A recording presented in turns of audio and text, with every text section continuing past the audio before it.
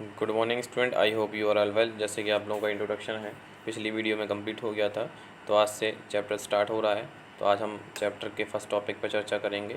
Topic है what is the role of the judiciary. Courts take decision on a very large number of issue. They can decide that no teachers can beat a student or about the sharing of river waters between the states, or they can punish people for a particular crimes. Broadly speaking, the work that judiciary does can be divided into the following. अदालतें बहुत सारे मुद्दों पर फैसला सुनाती हैं और वे यह तय कर सकती हैं कि शिक्षकों को विद्यार्थियों की पिटाई नहीं करना चाहिए। वे राज्यों के बीच नदी के पानी के बंटवारे पर फैसला दे सकती हैं। वे किसी अपराध के लिए लोगों को सज़ा दे सकती हैं। न्यायपालिका के कामों को मोटे तौर पर निम्नलिखित भागों में बांटा जा सकता है। फर्स्ट है dispute resolution. Judiciary system provides a mechanism for resolving dispute between citizens and government, between two state governments and between the centre and state government. न्यायिक व्यवस्था नागरिक व सरकार, दो राज्य सरकारों और केंद्र सरकारों के बीच पैदा होने वाले विवादों को हल करने की क्रियाविधि मुहैया कराती है। सेकंड पार्ट है judiciary review. As the final interpreter of the constitution, judiciary is also the power to strike down particular laws pass the parliament if it believes there are violence of the basic structure of the constitution. This is called judiciary review. संविधान की व्याख्या का अधिकतर मुख्य भाग से न्यायपालिका के पास होती है। इस नाते यदि न्यायपालिका को ऐसा लगता है कि संसद द्वारा पारित किए गए कोई कानून संविधान के आधारभूत ढांचे का उल्लंघन करता है, तो वह उस कानून को रद्द कर सकती है और इसे न्यायिक समीक्षा कहा जा सकता है। Upholding the law and enforcing the fundamental rights. Every citizen of India can approach the Supreme Court for the High Court if they believe that fundamental rights have been violated. For example, in the class 7th book, you read about a Hakim Sheikh, an agricultural laborer who fell from a running train and injured himself, whose condition got worse because several hospitals refused admitted him. On hearing the case, Supreme Court ruled Article number 21, which provides every citizen the fundamental rights to life also include the right to health.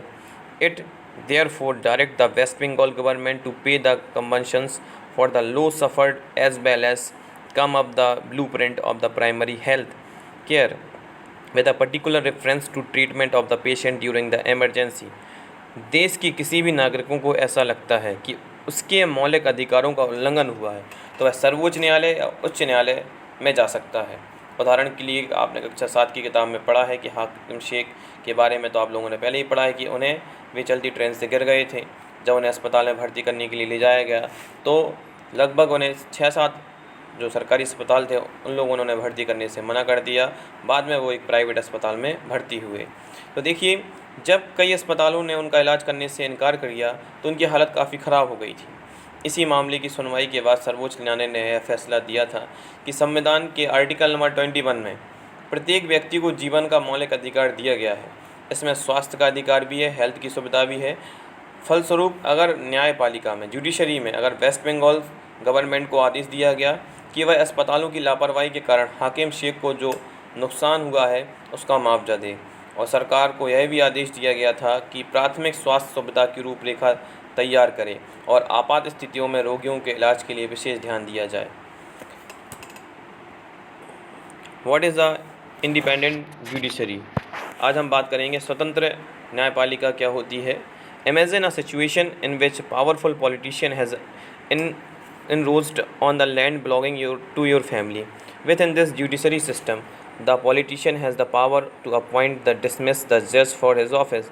When you take this case to court, the judge clearly partial to the politician.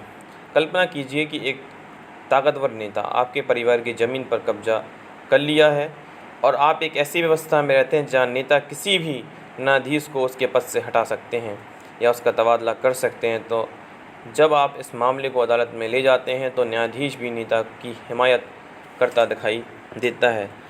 The control that the politician hold over the जज does not allow for the जज to take independent decision. This lack of independence would force the judge to make the judgment in favor of the politician. Although we often hear of rich and powerful people in India trying to influence the judiciary process. The Indian Constitution protects against this kind of situation by providing for the independence of the judiciary. नेताओं का न्यायाधीश पर जो नियंत्रण रहता है, उसकी वजह से न्यायाधीश स्वतंत्र रूप से फैसले नहीं ले पाता है। स्वतंत्रता का यह अभाव न्यायाधीश को इस बात के लिए मजबूर कर देगा, वह हमेशा नेता के ही पक्ष पर फैसला सुनाएगा। और हमारे बहुत सारे ऐसे किस्से जानते हैं जहां अमीर और ताकतवर लोगों ने न्यायिक प्रक्रिया को प्रभावित करने का प्रयास किया है, लेकिन भारतीय संविधान इस तरह की दखलंदाजी को स्वीकार नहीं करता। इसलिए हमारे संविधान में जुडिशरी को पूर्णतः स्वतंत्र रखा गया है। On one aspect of this independence in the separation of powers. This you read the chapter 1, the key features of the constitution. What this means here is other branches of the government, legislative and executive, cannot interfere the work of the judiciary. Courts are not under government to do act of their behalf. For above the separation work well, and also circular that all the judges in the High Court as well as Supreme Court are appointed with a very little interference from these other branches of the government.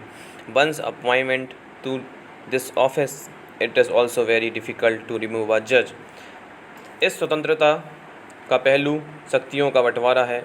जैसे कि आपने पहले first lesson में पढ़ा था कि हमारे संविधान में एक बुनियादी पहलू है। इसका मतलब है कि जो हमारे लेजिस्लेटिव है और एग्जीक्यूटिव है, जैसे विधायिका और कार्यपालिका जैसी राज्य की अन्य जो ब्रांचेस हैं, न्यायपालिका के काम में दखल नहीं दे सकती हैं। अदालतें सरकार के अधीन ही हैं, ना ही वे सरकार की ओर से काम करती हैं। शक्तियों के बंटवारे को दुरुस्त रखने के लिए यह भी महत्वपूर्ण है कि उच्च न्यायालय और सर्वोच्च न्यायालय के सभी न्यायाधीशों की नियुक्ति सरकार की अन्य शाखाओं का कोई दखल ना हो। इसलिए एक बार नियुक्त हो जाने के बाद किसी भी न्यायाधीश को हटाना बहुत मुश्किल होता है। न्यायपालिका की यह स्वतंत्रता अदालतों की वो भारी ताकत देती है। इसके आधार पर वे विधिका और कार्यपालिका द्वारा शक्तियों के दुरुपयोग को रोक सकती हैं। न्यायपालिका देश के नागरिकों के मौलिक अधिकारों की रक्षा में भी अहम भूमिका निभाती है, क्योंकि किसी को लगता है कि उसके अधिकारों का उल्लंघन हो रहा है तो वह अदालत जा सकता है। तो स्टूडेंट, आज का जो आपका चैप्टर है यहीं फिनिश होता है और थैंक यू स्टूडेंट्स।